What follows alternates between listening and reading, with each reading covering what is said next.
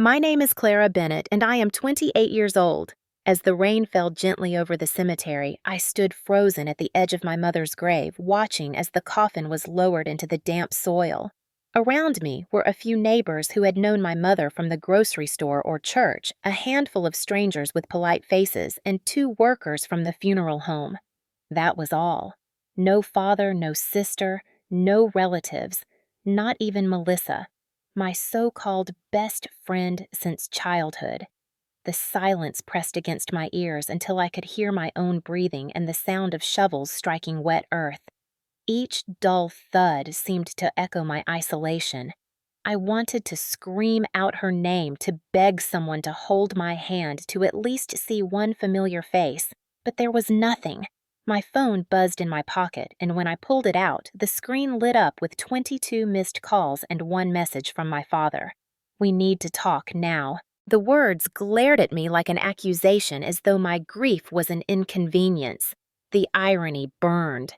My mother had given her entire life to this family, and not one of them could spare an hour to stand at her side for her final moment. Instead, they were all dressed in fine clothes, laughing and clinking glasses at my sister Olivia's wedding reception across town. At that very moment, as my mother's body was lowered into the ground, Olivia was cutting cake and posing for photos while my father beamed beside her. Even Melissa was there raising a glass. I knew it because social media had been flooded with their smiling faces since the night before. I clenched my fists so tight that my nails dug into my palms until they hurt anything to keep me from collapsing in front of strangers. The humiliation seared me as much as the grief. How could I explain to those watching eyes why an only daughter stood alone at her own mother's funeral? I could feel their pity like daggers. It was the same pity I had felt as a child when my father ignored my achievements when Olivia was praised for simply walking into the room when I was treated as the spare part. My mother had whispered to me many nights, "Clara, please, just keep the peace." But there was no peace today, only the deafening proof that I was utterly disposable to the people who should have loved me most. The funeral director approached, gently asking if I wanted a final moment. I stepped forward, touching the cold wood of the coffin, whispering a goodbye that was swallowed by the rain. My chest shook with a mix of rage and sorrow, so heavy I thought my ribs might crack. Images of my family at Olivia's wedding invaded my mind. Olivia in her expensive gown twirling under chandeliers, my father Richard giving a toast about family unity, Melissa leaning in with that familiar laugh, and me, the forgotten daughter, burying my mother without them. The contrast was unbearable, a grotesque theater where joy and cruelty danced side by side. My tears blurred the world, but the bitterness was sharp and clear. Every heartbeat pounded with the question, how dare they? How dare they abandon her? How dare they abandon me? I wanted to storm into that reception and drag them here to see the mud, the rain, the grave of the woman they had dismissed as weak and inconvenient. But I knew if I did, they would only call me dramatic as they always had. So I swallowed the scream burning my throat and stood rigid as the final shovels of dirt covered the coffin. The neighbors' murmured condolences, hands brushed my shoulder, but none of it touched the gaping wound inside me. When the last guest left, I remained rooted by fury and grief. I replayed my father's message in my head. "We need to talk now. Not, 'We are sorry.' Not, 'We should have been there.' Not, 'We love you.' Always about business control appearance. Even in the hour of death." That single line told me everything I needed to know. This was not family. These were strangers bound to me by blood, but not by love. And in that moment, as the rain soaked through my black dress and my hair clung to my face, I understood the truth that had been hiding in plain sight for years. My mother was gone, and with her the last fragile thread connecting me to them. What remained was an abyss of betrayal. Yet deep beneath the ache, something else stirred, a raw ember of defiance. If they could bury her with such indifference, then I would not let them bury me in silence. One day very soon, they would learn that walking away from this grave did not mean I was powerless. One day they would see that the daughter they dismissed was no longer willing to bow her head. For now I stood alone, but I would not remain silent. If you are hearing this, if you are watching me relive this day, I ask you, what would you have done if your entire family skipped your mother's funeral to toast champagne at your sister's wedding? Would you stay quiet, or would you fight back? I know my answer. When I look back at my childhood, it feels like a long rehearsal for the day I stood alone at my mother's grave. The patterns were already set years before repeating so often that they became invisible to outsiders but carved into my bones. My earliest memory of family gatherings is Olivia shining in the center while I sat in the corner clutching a book.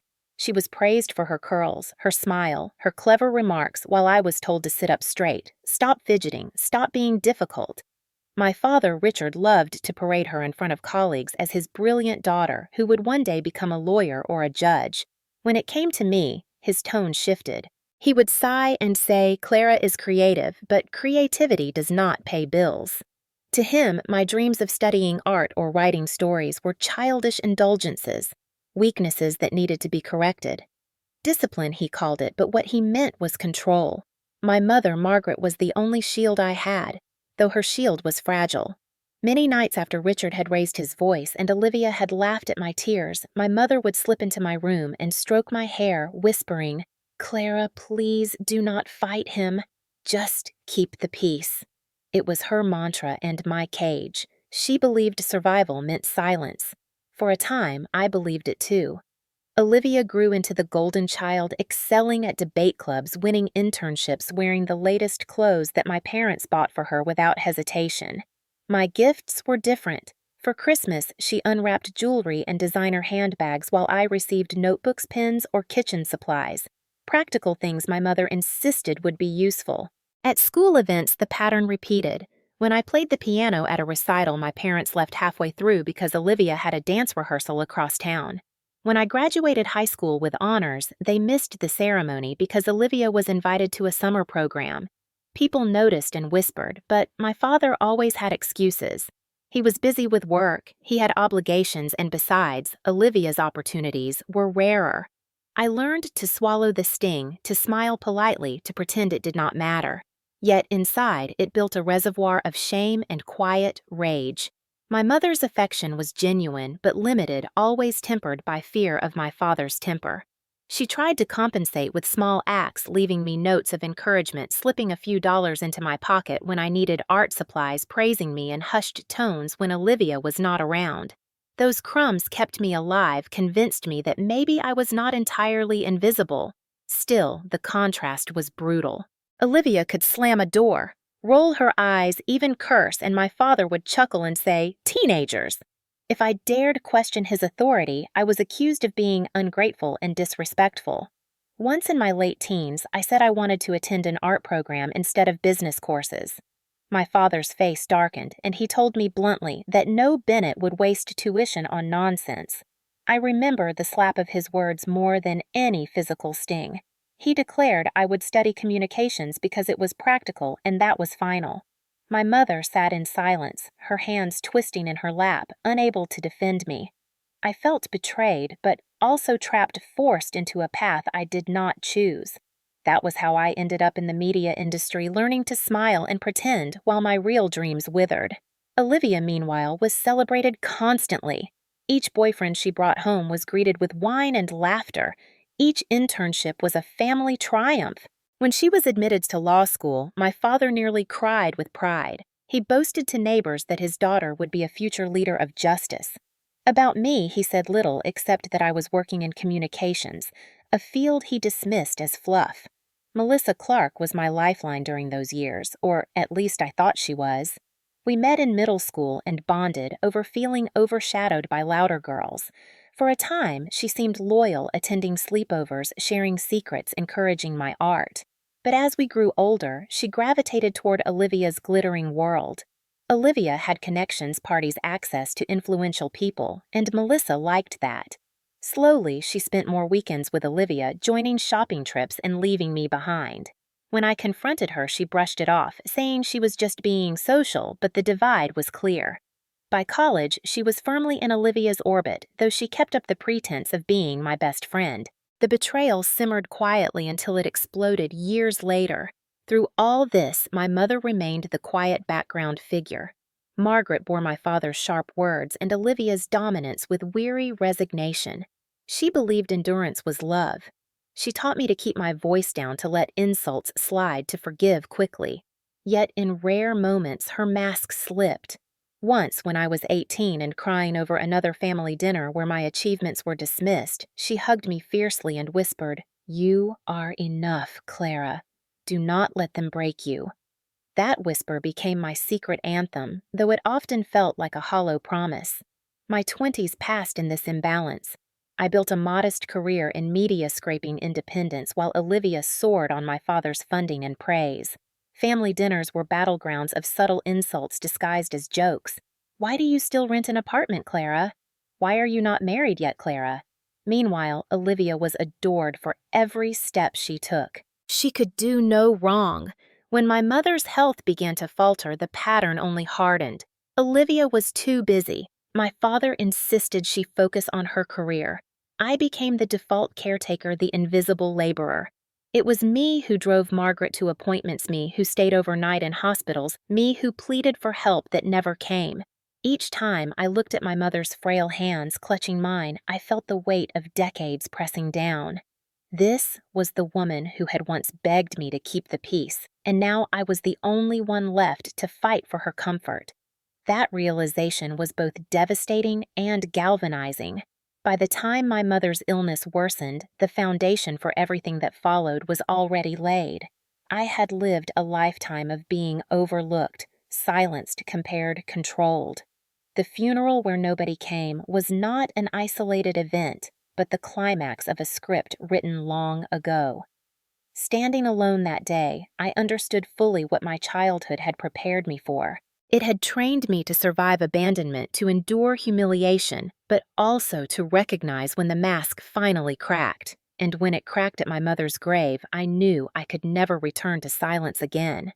When my mother's health began to fail, the unraveling of our family's mask grew impossible to ignore. It started subtly with her fatigue at family dinners. She would press a hand to her chest, brush off concern with a faint smile, and insist she was just tired. I noticed before anyone else. Richard barely glanced at her. Olivia dominated the table with stories of her firm, and Melissa leaned in laughing at every anecdote. I studied my mother's pale face, the way her fork moved slower, the lines etched deeper around her mouth.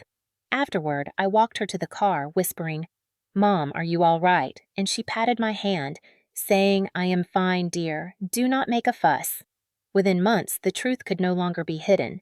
She collapsed in the kitchen one evening while I was visiting. I caught her before she hit the ground, heart-hammering, as I dialed emergency services. The hospital confirmed what I had suspected, a serious heart condition that required monitoring and possibly surgery. I stayed that night beside her bed, holding her hand as machines beeped steadily. When Richard arrived, he looked irritated rather than concerned. His first words were, "How long will this keep her out of the house?"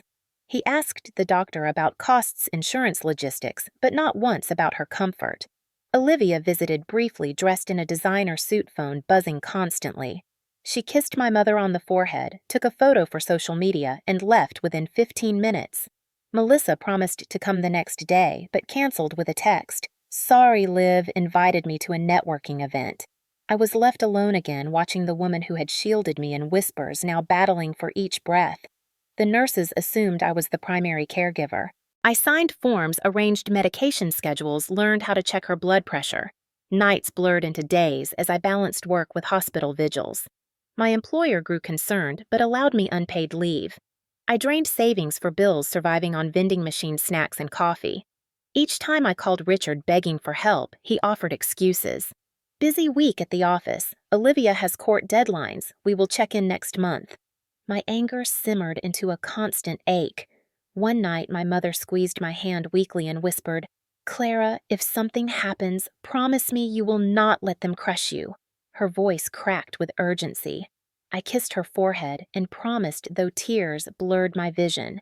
She knew as well as I did that her illness was not just medical, but moral, exposing the family's decay. Despite her worsening condition, the household revolved around Olivia. Conversations at dinner still turned to Olivia's rising star, Olivia's cases, Olivia's upcoming wedding plans. When I mentioned my mother's exhaustion, Richard waved it off, saying, "She just needs to rest, do not exaggerate." Olivia shrugged, claiming stress was normal at her age. Even Melissa chimed in with advice about vitamins as though superficial chatter could substitute for real care. I wanted to shout at them to drag them into the hospital room and force them to watch her fragile body hooked to monitors. But experience had taught me confrontation led nowhere. They would dismiss me as dramatic, the same label that followed me since childhood, so I poured my strength into being present for her. Each appointment I accompanied her. Each night I cooked bland meals that would not strain her heart. Each morning I woke early to check on her breathing. She tried to smile, thanking me with soft eyes, but I could see the guilt. She whispered once, "I wish I had protected you better from all this." I hugged her carefully and told her she was enough. In truth, her quiet love was the only thing keeping me upright. The contrast between my care and their absence became unbearable. One weekend, Olivia hosted an engagement celebration at a country club. Richard called to remind me that appearances mattered and I should attend. I refused, saying Mom was too weak to be left alone. He snapped that Olivia only gets engaged once and family must prioritize her happiness. I looked at my mother lying pale on the couch and felt something inside me break. The next day, I saw photos online. Olivia glowing in a sequined dress, Richard clapping proudly. Melissa laughing with a glass of champagne. Captions overflowed with praise for the perfect family. Meanwhile, I was cleaning up spilled medication and cooling my mother's fever with damp cloths. The disparity was grotesque. At the hospital follow-up, the doctor was blunt. She needs surgery soon or her condition will deteriorate rapidly. I asked about costs, insurance coverage, waiting lists. My head spun with numbers. When I relayed this to Richard, he frowned and muttered, "We cannot drain resources right now. Olivia's wedding is coming." Olivia herself said Mom would not want to overshadow her special day with medical drama. Melissa texted me that I was overreacting, suggesting alternative therapies she had read online. My hands shook with fury as I typed responses, then deleted them knowing they would only dismiss me further. The truth was undeniable. They had chosen Olivia's image over my mother's life. They had always chosen her, but now the stakes were mortal. Each night I lay awake listening to my mother's shallow breaths, feeling trapped between despair and rage. I began documenting everything. Dates of appointments, copies of bills, text messages, ignored social media posts flaunting their parties. It was not yet a strategy, only a desperate attempt to cling to reality. But deep down, I knew it was the seed of resistance. Emotional waves battered me constantly. Moments of hope, when Mom smiled at a flower arrangement, plummeting despair when she struggled to walk across the room, pride when I managed to advocate for her at appointments, humiliation when Richard scolded me for meddling. The pendulum swung daily, leaving me exhausted yet sharpened. I was learning to fight even if quietly. The last conversation that defined this period came one evening as Olivia phoned during dinner. She asked casually about Mom's health while laughing in the background with friends. When I explained the severity, Olivia sighed and said, "Clara, she has lived a full life. Do not dramatize. We cannot put everything on hold." I stared at my mother across the table, tears glistening in her eyes as she overheard. Something hardened in me then. The decision was silent but firm. I would never forgive them for this. The illness revealed the truth I had long suspected. My mother mattered only when convenient, and I mattered not at all. Yet in that clarity, a flicker of strength ignited. I vowed that if fate took her from me, I would not let her sacrifice end in silence. They might believe they had erased me, but I was taking notes. One day, those notes would speak louder than any toast at Olivia's glittering parties. The night my mother died is carved into me, as if time itself slowed to etch each detail. It was late, the house quiet, except for the faint hum of the refrigerator and the uneven sound of her breathing from the bedroom. I sat by her side, adjusting pillows, checking the medication schedule, trying to keep her comfortable. The air smelled faintly of antiseptic from the wipes I used to clean her skin mingled with the lavender lotion she loved. I watched her chest rise and fall, each breath more shallow than the last. My phone lay on the nightstand, numbers already dialed in case I needed emergency help again. When her breathing faltered, I called my father in panic. "Dad, she is getting worse. Please come." His reply was flat. "Tomorrow is Olivia's wedding dress fitting. We cannot change plans now."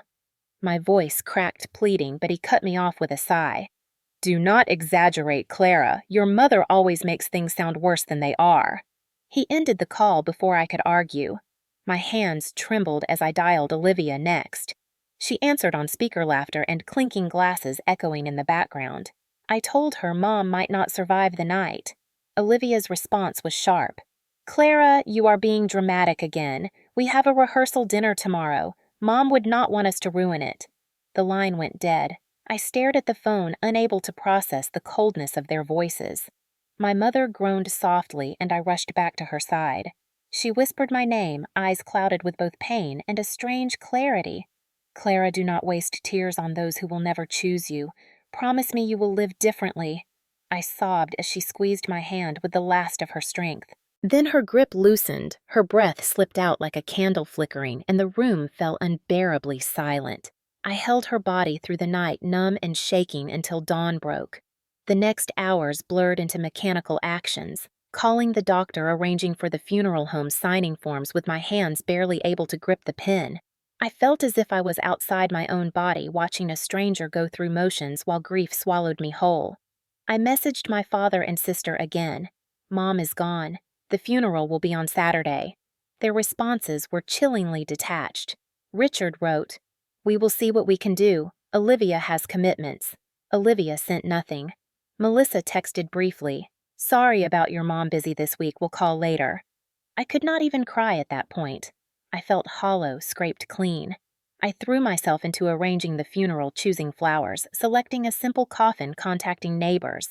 I used the last of my savings to cover costs because Richard refused, claiming expenses were already high with wedding preparations. He even had the audacity to suggest postponing the funeral until after Olivia's big day. I refused, my voice sharper than I had ever allowed before. Saturday arrived with gray skies and drizzle. I dressed in black, my hands stiff as I pinned my mother's favorite brooch to my collar. I told myself over and over that they would come, that despite everything my father and sister would appear at the last moment. But as the hour approached, the chairs remained empty, rows reserved for family sitting stark against the rain. The neighbors arrived, kind faces filled with pity. They whispered, "How could her family not be here?" I tried to hold my head high, but inside, shame burned like acid. The funeral began. The pastor spoke gently about Margaret's kindness, her quiet spirit, her devotion to family. I wanted to laugh bitterly at the irony. Devotion had earned her abandonment. When it came time for me to speak, I stood at the podium, my knees shaking, my throat raw. I talked about her soft hands, the way she hummed while cooking the nights she slipped into my room to comfort me. My voice cracked, but I pressed on. She deserved to be surrounded by love today. Instead, she has only me. I will love her enough for all of them. The words poured out, part eulogy, part defiance. Tears blurred my sight, but I did not stop. When I stepped down, the silence was deafening, broken only by the shuffle of feet and the sniffles of strangers who showed more compassion than her own family. As the coffin was lowered, I clutched the edge of the grave, fighting the urge to collapse. My phone buzzed in my pocket again. Against my better judgment, I looked. Social media notifications flooded in. Olivia had posted photos of herself in a sparkling gown, surrounded by laughing guests, champagne flowing. Captions read, "Best night ever, family first." My heart twisted painfully. The timestamps revealed the truth. While I chose burial clothes for my mother, Olivia was posing for professional photos. While I wrote the obituary, Richard was giving a toast. While I stood alone at the grave, Melissa was clinking glasses at Olivia's side. The betrayal cut deeper than any wound. After the burial, I lingered as the crowd dispersed. Rain mingled with my tears as I whispered goodbye to the only parent who had ever tried to love me. I touched the damp soil, promising her I would not let their cruelty go unanswered. Back at the empty house, the silence was suffocating. I walked through rooms filled with traces of her, her knitting basket, her slippers by the chair, her faint scent on the pillow. My phone buzzed again with a new message. From Richard. We need to talk now. No condolences, no love, only demand. Rage surged through me, hot and uncontrollable. I threw the phone onto the couch, pacing the room like a caged animal. The neighbors had seen my loneliness the entire community would know. And yet they dared to call me dramatic, dared to prioritize a wedding over a funeral. I opened social media again, scrolling through images of joy and laughter that mocked my grief. Melissa was smiling broadly and one raising a glass beside Olivia. The caption read, "To family that matters." I nearly dropped the phone. My chest constricted as though a fist squeezed my lungs. In that moment, the grief was not only for my mother, but for myself, for the years wasted seeking approval that would never come. I realized then that I had buried more than my mother that day. I had buried any illusion that Richard and Olivia loved me, that Melissa was my friend, that I had a family at all. They had chosen, and it was not me. The funeral was meant to honor the end of one life, but it marked the death of my ties to them as well. Standing in the rain alone was the most painful clarity I had ever known, yet beneath the devastation an ember of strength glowed faintly. My mother's final words echoed Clara. "Do not let them crush you." I repeated it like a mantra as I wiped my tears. They may have abandoned her, they may have abandoned me, but I would not remain silent forever. The days following my mother's funeral were a haze of exhaustion, anger, and disbelief. I drifted through the house like a ghost touching her belongings, inhaling the faint scent left on her pillow, unable to accept the silence. Each time my phone buzzed with messages from Richard or Olivia, I ignored them. I had no strength for their excuses or their demands. But on the third day, a message arrived that changed everything. It was an email from a colleague of mine at the media firm, a man named Timothy. The subject line read, "You should see this." My stomach tightened as I opened it. Inside was a short note. "Clara, I am so sorry for your loss. I was at the Grand Hotel over the weekend for a business lunch. I did not want to intrude on your grief, but I accidentally recorded something that you need to know about." The attachment was a video file.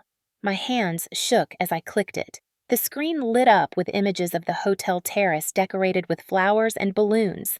Laughter and clinking glasses filled the background.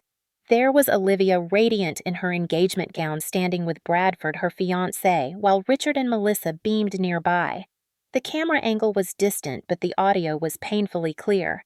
Bradford gave a toast about love and family. Then Olivia raised her glass, smiling too brightly. "I want to thank everyone for being here to celebrate us, especially my parents who put together this amazing event despite my sister's drama." The crowd laughed. Olivia continued swaying slightly as though tipsy. "Clara always has some crisis, does she not? First, marrying that nobody she dated against everyone's advice, and now making Mom's illness the center of attention during my engagement." The laughter grew louder. My father nodded, patting Olivia's arm as though proud. "Thank goodness we can finally celebrate something positive," he said. My breath caught as Melissa leaned forward, clinking her glass with Olivia's. "Clara has always been the queen of exaggeration," she added. "Remember when she thought she should have been valedictorian, or when she acted like her graduation mattered?" More laughter echoing cruelly through the video. My chest tightened, nausea rising, as if I had swallowed poison. They were mocking me, mocking my mother, mocking grief itself while I was standing alone at her grave. I paused the video, staring at the frozen image of Melissa laughing beside Olivia, my father's approving smile. The betrayal slammed into me like a physical blow. My knees gave way and I collapsed onto the couch, gasping for air. The phone nearly slipped from my trembling hands. For years I had endured their digs and dismissals, but this was different. This was cruelty performed openly, toasted with champagne. My mother's death was not only ignored, but turned into entertainment. I pressed play again, desperate and horrified. Olivia's voice rang out once more. "Family shows up for what matters." She lifted her glass. "To family that matters." The camera panned across the table, capturing Melissa's smile. My father's proud nod. My vision blurred with tears, rage boiling under the surface of grief. I stopped the video, clutching the phone to my chest. It felt like a weapon, evidence of the truth I had always known but never been able to prove. All the years of gaslighting, of being told I was too sensitive, too dramatic, too needy, collapsed under the weight of this proof. They had said it themselves. They had laughed while I buried my mother. I wanted to scream, to throw the phone across the room, to shatter every illusion that had kept me tethered to them. Instead, I sat frozen, sobbing until my body shook. When I could finally breathe again, I replayed the video, this time with clinical detachment. Each word became a nail in the coffin of our relationship. I wrote down timestamps, transcribed the dialogue. The journalist in me emerged, methodical, cataloging evidence. This was no longer just pain. It was testimony. My mother's voice whispered in my memory, "Clara, do not let them crush you." I wiped my face, steadied my breath, and whispered back, "I will not." That night, I barely slept. The images looped in my head, tormenting me, but also fueling a growing fire. I knew this video would be my turning point. For years, I had tolerated their favoritism and neglect because I thought silence was strength. But silence had only enabled them. Now I had the weapon they could not dismiss. The next morning, I forwarded the file to myself on multiple devices, saved backups on cloud drives, even printed a transcript. I was not going to lose this. I carried the phone with me like a shield, my heart pounding each time it buzzed with new messages. Richard's texts grew sharper. "Clara, we need to meet immediately." Olivia's were dismissive. "Stop sulking, you are making this harder than it needs to be." Melissa wrote long paragraphs about misunderstanding, about how I should not take things personally. I read them all with cold clarity. None of their words could erase the proof I now held. In the quiet hours of the afternoon, I sat in my mother's room, surrounded by her belongings. Her knitting basket sat by the chair, her unfinished sweater still on the needles. I touched the soft yarn and whispered, "They laughed at you, Mom, but I will not let them." For the first time since her death, I felt something other than despair. I felt resolve. The video was more than evidence of betrayal. It was a mirror reflecting decades of truth. I remembered every insult, every slight, every birthday overshadowed by Olivia, every achievement, ignored every bruise left by Richard's temper, every night Melissa chose popularity over friendship. All of it converged in that cruel laughter on the hotel terrace. And for once, I was not imagining it. They could never again tell me I was too sensitive. I had proof. As the sun set that evening, I sat at my desk writing down everything. Dates, events, conversations, evidence. My hands flew across the paper with a determination I had never known. It was no longer about survival. It was about justice. I did not yet know what form that justice would take, but I knew the days of silence were over. The morning after I discovered the video, I awoke to the sound of pounding on my door. My head ached from lack of sleep, my eyes swollen from hours of crying, but the banging would not stop. When I opened the door, Richard stood there in his pressed gray suit, Olivia beside him in a sleek dress, and behind them a man in a dark jacket carrying a briefcase. Olivia's expression was one of irritation, not grief. Richard's face was unreadable, but his eyes scanned my apartment like he owned it. "Clara, we need to handle some important family matters," he said, brushing past me into the living room without waiting for an invitation. Olivia followed, heels clicking against the floor, the man with the briefcase trailing like a shadow. I closed the door slowly, my heart pounding. I knew this was not about my mother. It was about power. Richard sat on the couch, Olivia perched elegantly beside him, and the man set his briefcase on the coffee table. "Clara, this is Mr. Holloway, our family's legal advisor," Richard announced. "We have documents that require your signature." His tone was sharp, businesslike, as if we were at a board meeting instead of in the aftermath of my mother's funeral. I folded my arms tightly across my chest. "What documents?" Olivia rolled her eyes, sighing dramatically. "Do not start, Clara. This is just a formality. Dad and I have discussed it, and it makes the most sense for me to manage Mom's estate." Her words pierced me. My mother's estate, as though Margaret's life had been reduced to paperwork and bank accounts. Richard leaned forward, his voice low and commanding. Your mother's house and savings need to be consolidated under one name for efficiency. You do not have the resources or the stability to handle them. Olivia does. She is successful, she is responsible, and she has Bradford to support her. The implication stung. You, Clara, are none of those things. The lawyer slid the papers across the table pages filled with dense legal text.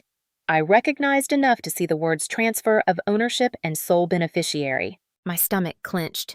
You want me to sign away everything Mom left, I said slowly, disbelief sharpening into fury. Richard's eyes narrowed. It is not everything. You will still have our support.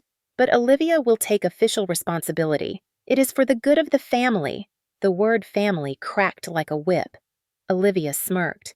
Clara, you know Mom would have wanted me to handle this. You never had a head for details. I stared at her, seeing not a sister but a predator cloaked in entitlement. My hands trembled, but I forced my voice to remain steady. She wanted me to handle it. She told me so before she died. Olivia laughed a short, cruel sound. Of course she did. You always imagine things. Richard's patience thinned. Stop this nonsense. Sign the papers and let us move forward. The lawyer cleared his throat politely, but his eyes flickered with discomfort. I could almost sense he knew this was wrong, but his loyalty lay with the paycheck. My mind raced. The video replayed in my memory, their laughter, their toasts to family that matters. My mother's frail voice echoed too. Do not let them crush you. I drew a slow breath. I need time to review these, I said firmly, pushing the papers back across the table. Olivia's smirk faltered. Richard's jaw tightened. Clara, this is not negotiable. He leaned closer, his tone icy. Do not make this harder than it needs to be. You are already in enough disgrace for making a scene at the funeral. My chest tightened with rage. A scene. That was how he described me standing alone at our mother's grave while they drank champagne. My nails dug into my palms, but I forced myself to remain calm. I will not sign anything without reading it, I said. I want my own counsel. Silence fell. Olivia shifted uncomfortably, her confidence slipping. Richard's face darkened with anger. He was not used to resistance from me. He had raised me to obey, to keep the peace. But this time I would not yield. The lawyer gathered the papers awkwardly, sensing the tension. Perhaps Miss Bennet should indeed have independent advice, he murmured. Richard shot him a glare, but said nothing. Olivia rose abruptly, grabbing her purse. This is ridiculous! We are wasting time! She stormed toward the door, muttering about preparations for the wedding. Richard stood slowly, towering over me. You are making a mistake, Clara. Think carefully about your place in this family. He walked out without another glance, leaving the faint smell of his cologne lingering like poison in the air. When the door shut, I collapsed onto the couch, my body shaking. My place in this family. The words echoed like a curse. My place had always been beneath them, silenced, controlled, but not anymore. I reached for my phone and dialed David Miller, my colleague, who had once confided his own battles with a toxic family. His voice was steady when he answered.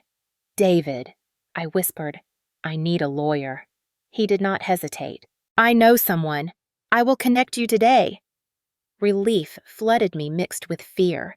This was the beginning of a fight I had avoided my entire life.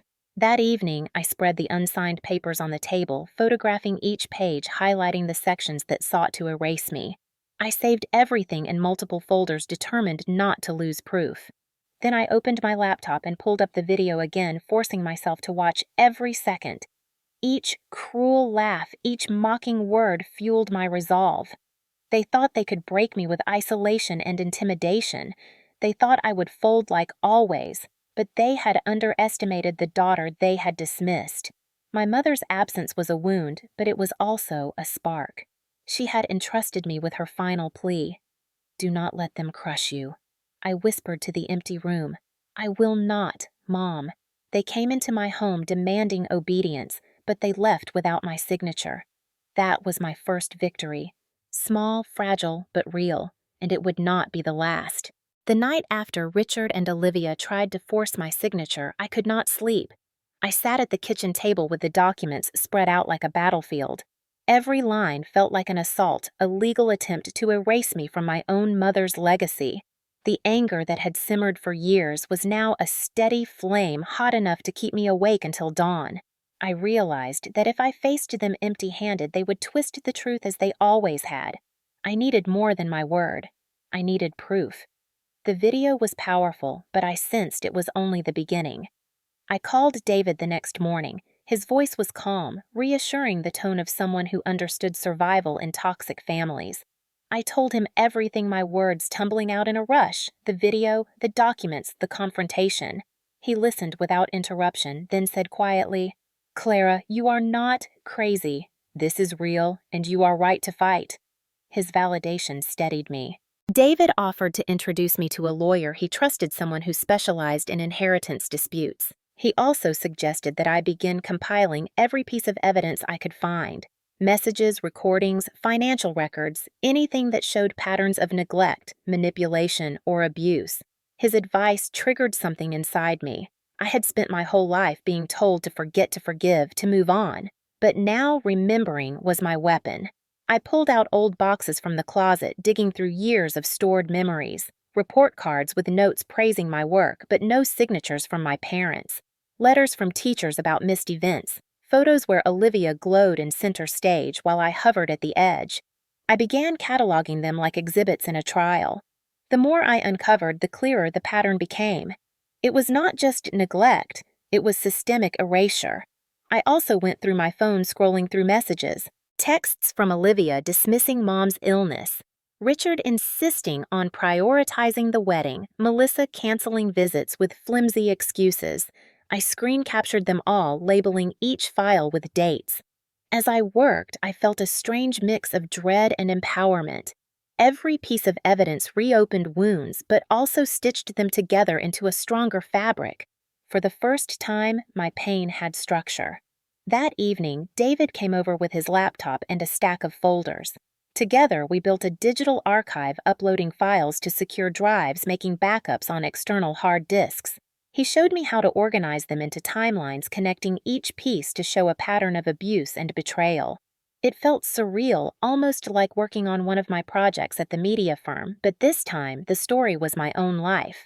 At one point, I broke down, tears streaming as I held a photo of Mom knitting by the fireplace, Olivia sitting smugly beside her, Richard frowning at me behind the camera. David put a gentle hand on my shoulder. "Clara," he said, "you are not doing this to dwell on pain. You are doing this to honor her, to honor yourself." His words steadied me again. Emotional waves hit me in cycles, grief crashing, then resolve rising. The undulation was exhausting, but also clarifying. I realized that every time I fell into despair, I rose sharper. My mother's voice echoed constantly in my mind, her final plea strengthening my resolve. Late at night, I found myself staring at her photo, whispering promises. I will not be silent. I will not surrender. Days turned into a rhythm of preparation. Work at the firm, part-time evenings, compiling evidence, nights haunted by dreams of confrontation. The lawyer David recommended, a woman named Susan Fletcher, agreed to meet me. She reviewed the documents Richard had tried to push on me and shook her head in disgust. "Clara," she said firmly, "this is coercion. If you had signed, you would have forfeited everything." "You did the right thing." Her professionalism gave me confidence. She explained options, challenging the documents, filing for control of the estate, even pursuing damages if evidence of financial abuse emerged. I left her office with a folder of strategies and a new sense of control. Meanwhile, Richard's messages grew more aggressive. He accused me of disrespect, of dragging the family name through mud. Olivia texted that I was selfish for delaying her wedding plans. Melissa sent long messages filled with apologies and explanations, but they all rang hollow after watching her laughter in the video. I saved every word, adding them to the growing archive. With each addition, I felt less like a victim and more like an investigator piecing together a case. The shift in mindset was subtle but powerful. Instead of shrinking from their accusations, I analyzed them. Instead of feeling silenced, I documented their attempts to silence me. I was no longer reacting. I was preparing. One evening, as rain pattered against the windows, I sat with David in my living room, surrounded by stacks of evidence. He looked at me with quiet pride. "Clara, you are building more than a case. You are building a wall they cannot climb." I nodded, though exhaustion weighed heavy on my shoulders. I still feared the coming storm, the inevitable confrontation, but for the first time I did not feel helpless. The evidence gave me armor. My mother's whisper gave me courage. And David's steady presence gave me hope that I was not alone. By the end of that week, my apartment no longer felt like a place of grief alone. It felt like a war room. The walls that once echoed with silence now bore witness to my determination. The stacks of files and drives represented more than paper. They were the proof of a lifetime's truth. The next time Richard and Olivia came demanding obedience, I would not face them empty-handed. I would face them armed with the weight of reality. For decades, they had written the script of my life, casting me as the weak one, the dramatic one, the disposable one. Now I was writing my own script, and when the confrontation came, it would not be a quiet scene. It would be an eruption. I went to bed that night with my mother's photo on the nightstand, the video saved on every device, and the knowledge that I had taken the first real step toward breaking free. The confrontation came sooner than I expected. It was a gray Saturday morning, the kind where the air felt heavy with anticipation, as if the world itself was holding its breath. I had spent the night reviewing files, rehearsing in my head what I might say, and bracing for impact. At exactly 10 o'clock, the pounding on my door began. Richard's voice boomed from the hallway. "Clara, open this door immediately." Olivia's sharper voice followed Clara. "Stop being childish. We need to settle this today." Behind them, I recognized Melissa's pleading tone, soft but insistent. My stomach knotted. This was it. I opened the door slowly, meeting their eyes one by one. Richard, in another immaculate suit, Olivia in tailored navy, Melissa clutching her bag nervously. They swept inside without waiting for permission, as though my home was still theirs to command. Richard set his briefcase down with a heavy thud on the table. Olivia crossed her arms impatiently, and Melissa hovered by the door like she might flee. I closed the door with deliberate calm, my pulse racing. "Clara," Richard began, his voice sharp with authority. "We have been more than patient.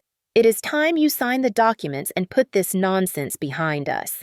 Olivia nodded in agreement, her eyes glittering with irritation. "We have a wedding to plan, Clara.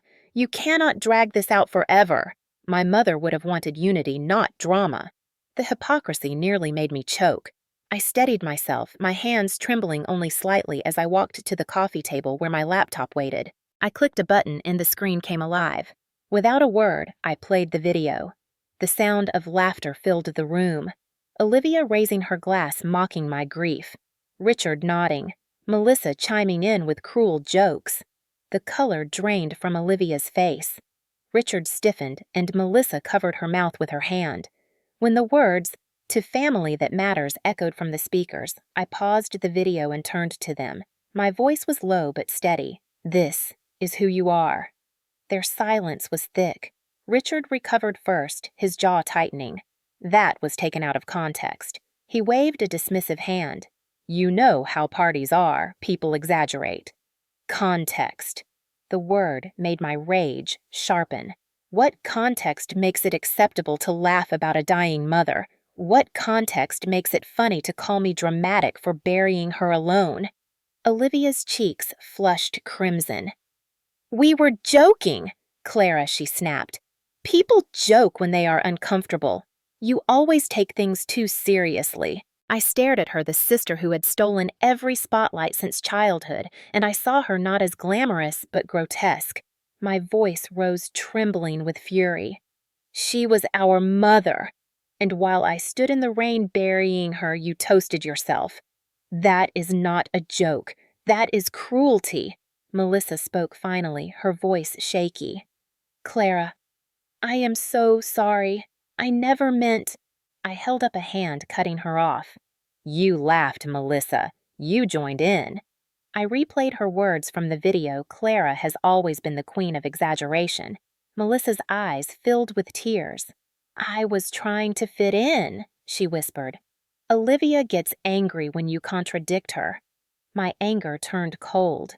So, you betrayed a lifelong friend to avoid Olivia's anger. That tells me everything I need to know. Richard slammed his hand on the table, his temper snapping. Enough of this melodrama. You are embarrassing yourself. Sign the papers now or you will regret it. I took a deep breath, steadying my shaking hands. Instead of answering, I pulled out the folder Susan Fletcher had given me containing copies of my mother's will. I slid it across the table. Her signature was clear, her words unambiguous. The estate was left to me, not Olivia. Their faces shifted from arrogance to shock. Olivia snatched the paper, scanning it rapidly. That cannot be real. Mom would never choose you. I smiled bitterly. She did. She knew who actually cared for her. Olivia's voice rose shrill. This is forged. Richard backed her up immediately. We will contest this. The court will see through your manipulation. My voice grew stronger with each word. Go ahead. Contest it. I have the will, I have the video, I have years of records. I gestured to the stacks of files on the shelf, the evidence I had spent weeks compiling. Every message, every cancellation, every cruel remark. It is all here. And if you try to erase me, I will make sure the world sees exactly who you are. Silence followed, broken only by the faint hum of the laptop still open on the table. Olivia's bravado faltered, her lips trembling. Richard glared at me with a fury I had known since childhood, but I did not flinch. For the first time in my life, I did not shrink under his gaze. I stood tall, my voice steady. You taught me that family means obedience. But I have learned that real family means love, and you have shown me none. Melissa sobbed quietly, whispering, Clara, please forgive me. I shook my head. Forgiveness is not given to those who laugh while I bleed. Olivia slammed the will back on the table. You are destroying this family. I laughed, the sound harsh but liberating. This family destroyed itself long ago. Today, I am only showing the truth. Richard's fists clenched. If you do this, you are no longer my daughter. I looked him in the eye, my voice calm. Good. Because you have never been my father. Not in the ways that matter. The words hung in the air like thunder. Olivia gasped. Melissa wept harder, and Richard's face twisted with rage. But I did not waver. My mother's whisper echoed in my heart. Do not let them crush you. And I realized I never would again. They gathered their things in silence, rage and shame etched into their faces. Olivia stormed out first, heels striking the floor like gunshots. Melissa followed, still crying, unable to meet my eyes. Richard paused at the door, his voice low and venomous. You will regret this, Clara. I met his gaze steadily. No, I will finally live. When the door closed behind them, my knees buckled and I sank to the floor. Tears spilled down my face, but they were not just of grief. They were of release. For the first time in decades, I had stood my ground. I had faced them with proof, with courage, with truth. And I had not been crushed. The room was quiet, the air heavy with aftermath. But in that silence, I felt something I had not felt in years. Power. In the weeks after that confrontation, the ripple effects began to spread further than I could have imagined. What started as whispered tension inside my apartment quickly spilled into the open, and for once, I did not try to stop it. I had learned that silence only protected those who thrived on cruelty. Now silence was no longer my duty. Olivia was the first to feel the consequences. The video I had received and shown at the confrontation did not stay private for long. Timothy, the colleague who had recorded it, had shared it with me in confidence, but soon others at the hotel who had overheard the mocking toast spoke about it too. Within weeks, a snippet of the video surfaced in professional circles. It showed Olivia laughing while making cruel remarks about her dying mother and her grieving sister. For a lawyer trying to build a reputation in a city obsessed with image and prestige, the damage was immediate. Clients began to distance themselves, and the partners at her firm called her in for a disciplinary review. Whispers followed her down the hallways. Her talent could not erase the fact that her name was now associated with heartless arrogance. In a profession built on trust and credibility, that was a death sentence. Richard tried to contain the fallout, of course.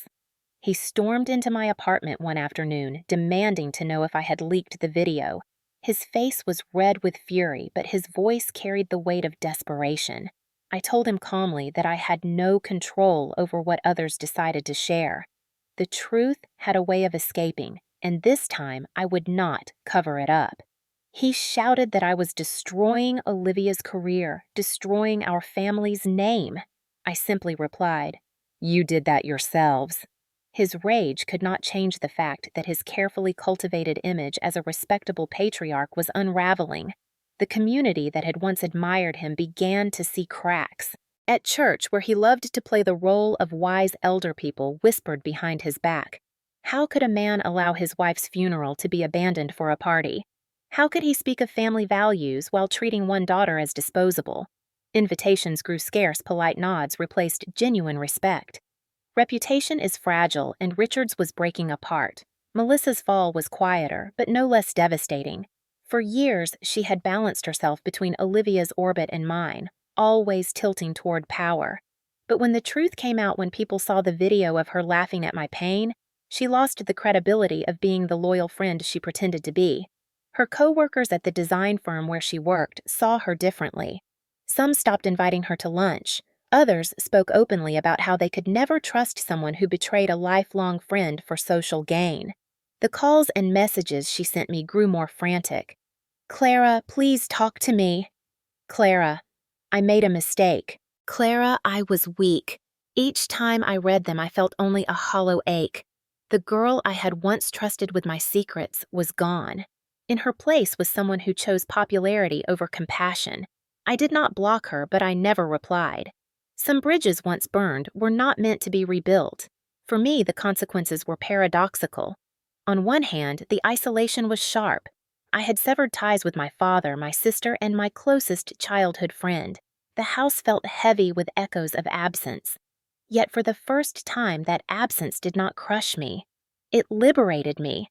I no longer waited by the phone for approval that would never come. I no longer rehearsed ways to make myself smaller at family gatherings. Instead, I began to build a life that belonged to me. The inheritance battle which Richard and Olivia had tried to win by intimidation swung firmly in my favor once Susan Fletcher, my lawyer, presented the will. Margaret had been explicit. The house and the savings were mine. Richard blustered. Olivia threatened, but the law was clear. Their attempt to erase me had failed. Standing in the lawyer's office, listening to Susan explain how secure my position was, I felt a strange mix of sorrow and triumph.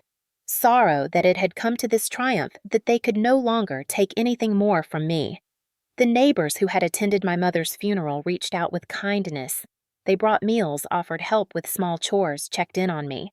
Their compassion filled some of the void my family had left. At work, colleagues expressed admiration for my courage.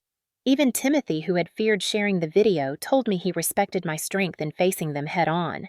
Slowly, I realized that family was not defined by blood, but by presence, by who showed up when it mattered.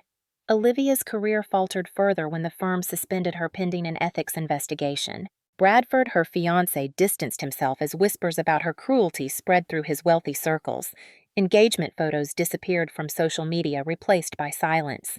Melissa withdrew from public life, avoiding gatherings where people might question her loyalties, and Richard, stripped of the image he had polished for decades, grew more isolated. I heard from acquaintances that he spent more time alone, avoiding eye contact at church, muttering about betrayal. But I no longer felt pity. The consequences they faced were not punishments I had designed. They were the natural results of their own choices. They had abandoned love, and in doing so, they lost the respect of the world. I packed my belongings and left the apartment I had once shared with memories of my mother's final days. With the inheritance secured, I moved into the small house Margaret had left me. It was modest with creaking floors and peeling paint, but it was hers, and now it was mine. I filled it with her photographs, her books, her knitting basket. It became a sanctuary not of grief, but of resilience. Some nights, I sat on the porch with a cup of tea, listening to the wind rustling the trees, feeling her presence. I whispered to her, "Mom, I did it. I did not let them crush me." Emotional waves still came, moments of deep sadness, flashes of anger, pangs of loneliness. But each wave passed more quickly, replaced by strength. The undulation of grief and empowerment became my rhythm carrying me forward. For decades, I had been cast as the weak one, the dramatic one, the invisible one. Now I was none of those things. I was the survivor, the truth teller, the daughter who finally broke the chain. The family's collapse was not my doing. It was theirs. But my liberation, that was mine. The silence after the storm was both unsettling and liberating. For weeks, I woke up expecting the pounding at my door, the barrage of messages, the demands to bend back into submission.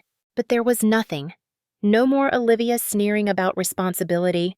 No more Richard barking orders, no more Melissa weaving excuses. The quiet was strange at first, like standing in an empty theater after the curtain falls, but gradually I began to breathe easier. It was as though for the first time in my life the air belonged to me. I used that air to rebuild. The house my mother left me became both refuge and challenge. The roof leaked when it rained, the walls needed paint, the garden was choked with weeds.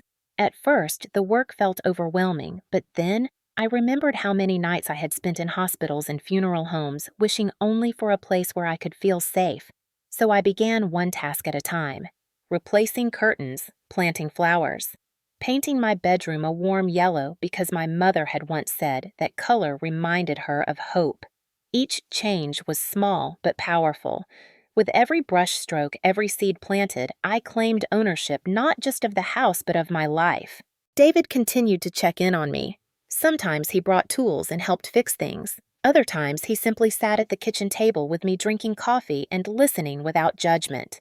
He never pushed, never asked for more than I could give, but his steady presence reminded me that not all people vanished when things got hard. He had walked through his own fires with his family, and his scars gave him patience with mine. One evening, as we worked in the garden pulling weeds, I told him about the video again, how I still heard their laughter in my sleep. He set down his gloves and looked at me. "Clara," he said, "you cannot erase what they did, but you can drown it out with your own voice. Start writing again. You always said that was your dream." His words planted a seed deeper than any flower I put in the soil. I began journaling, at first only a few lines each night. Memories, spilled out childhood slights, my mother's whispered comfort, the funeral rain. Writing hurt, but it also healed. Soon the pages grew into essays and then into blog posts I shared anonymously. To my surprise, people responded. Strangers wrote back saying they too had endured toxic families, that they too had buried loved ones alone. Their words wrapped around me like a community I had never known. I was not alone anymore. Around that time, I joined a local support group for survivors of family trauma. Walking into that church basement for the first time was terrifying. The folding chairs, the pot of stale coffee, the circle of strangers, it felt exposing. But then the stories began. Women and men shared tales of being overlooked, dismissed, manipulated. Their words mirrored my own, and for the first time, I spoke my story out loud to people who believed me. The relief was indescribable. Week after week, I returned, and each time the knot in my chest loosened. Healing was not a straight line. There were days I collapsed in tears folding my mother's sweaters, nights when nightmares jolted me awake with echoes of Richard's voice. But now I had tools. Therapy with Dr. Anderson, who guided me to name my grief for what it was: disenfranchised grief complicated by betrayal. Support groups where I could cry without shame. Writing, which gave shape to my pain and turned it into purpose. Slowly my identity shifted. I was no longer just the daughter they discarded. I was a woman who had survived, who had spoken, who had chosen herself. The consequences for Richard and Olivia continued to unfold in the background.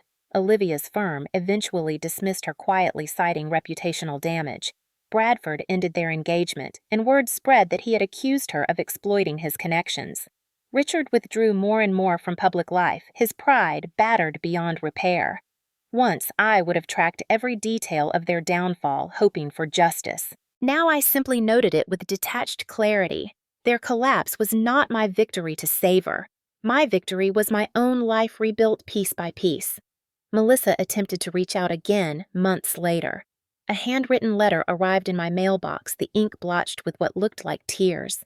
She begged forgiveness, claimed she had been weak, confessed that losing my friendship had been the hardest consequence of her choices. I read it once, folded it carefully, and placed it in a drawer.